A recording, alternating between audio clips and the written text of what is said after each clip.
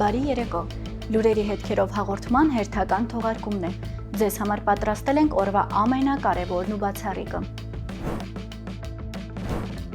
Երևանում կայացավ Հայաստան-Թուրքիա հարաբերությունների կարգավորման հարցով հատուկ բանագնացներ Ռուբեն Ռուբինյանի եւ Սերդար Քլիչի 6-րդ հանդիպումը։ Հանդիպումից հետո երկու երկրների արտգործնախարարությունները հրապարակել են տեղեկություն ձեռք բերված պայմանավորվածությունների մասին։ Մասնավորապես հայտնի է, որ կողմերը որոշում են կայացրել համատեղ վերականգնել Անիի պատմական կամուրջը։ Ըստ թուրքական աղբյուրի դարեր շարունակ առևտրային ուղիների ամենակարևոր հատման կետերից մեկը հանդիսացող կամրջի վերականգնումը կնպաստի ինչպես տարածաշրջանային զբոսաշրջությանը, այնպես էլ երկու երկրների միջև մշակութային համագործակցությանը։ Հիշեցնենք, որ Անիի կամուրջը կառուցվել է 10-ից 11-րդ դարերում հայոց արքայատոմ Բագրատունիների կողմից։ Ախուրյան գետի վրա կառուցված կամուրջը ըստ մասնագետների գործել է մինչև 16-ից 17-րդ դարերը։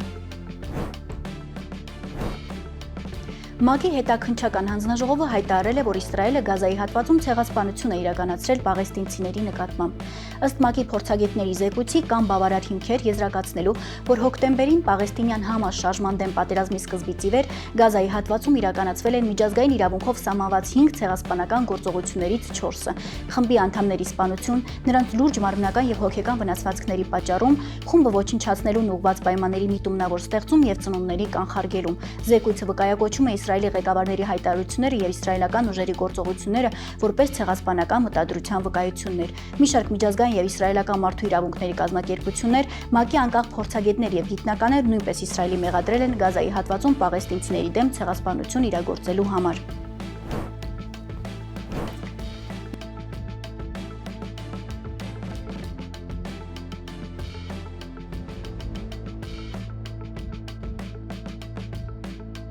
Կյանքի կոչվեց։ Չնայած բազում խոչընդոտներին ու չարական մարդկանց, մենք հաղթահարեցինք ամենը։ Այս ամենը հնարավոր դարձավ սիրով, համառությամբ եւ մեր միասնական ուժով, նշել է նա։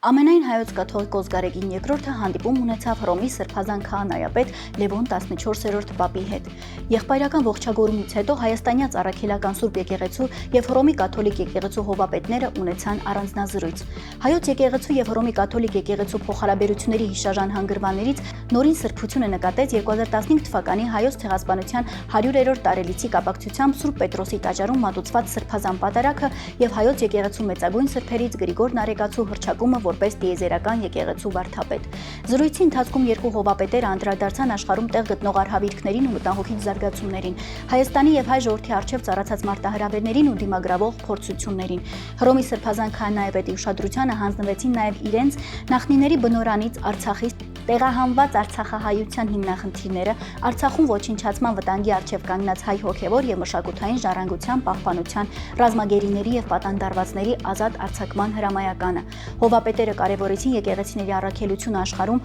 արդարության եւ խաղաղության հաստատման, ժողովուրդների համերաշխ գոյակցության ապահովման գործում, հավատարիմ տերունավանդ կոչման, առատացնելու մարդկանց սրտերում հավատը, հույսը եւ սերը։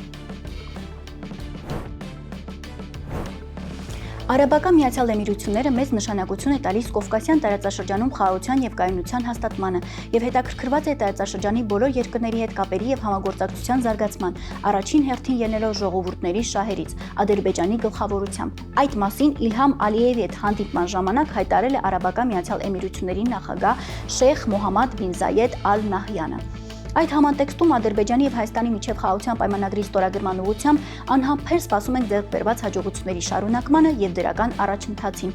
հայտարարել է Արաբական Միացյալ Էմիրությունների նախագահը, նշելով, որ Արաբական Միացյալ Էմիրությունները տարածաշրջանում խաղաղության եւ կայունության հաստատման եւ ժողովուրդների խաղաղ համակեցության համար ամեն հնարավոր աջակցությունը կցուցաբերի։